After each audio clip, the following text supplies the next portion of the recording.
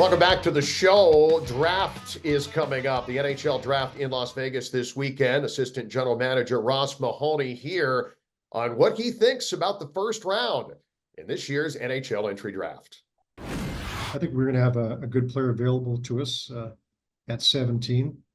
So, we'll see how it goes as far as who the other teams are, picking in front of us. But, we feel confident that we're going to get a good prospect at that pick. I think probably earlier in the first round, there's some pretty quality defensemen, both right and left-handed shots. I think probably a little more towards later in the first round. It's probably a little more so with forwards.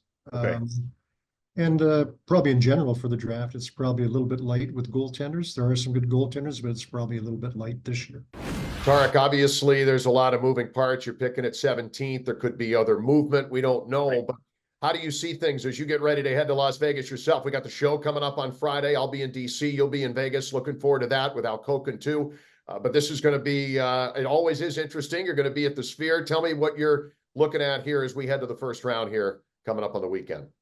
Yeah, the Caps are still in reloading mode here, so I'd be very surprised if they move that 17th pick. This is a good first round, as Ross was saying there. One position that I've got my eye on is defense. One thing Ross mentioned was this is a very deep first round for defensemen. A lot of those guys are at the front end, but you know what happens? Other teams might jump in and start taking forwards, which might push some of those high-end defensemen a little further back and might allow the Capitals to go get one of those top blue liners. And the reason I say that is John Carlson's not getting any younger, right?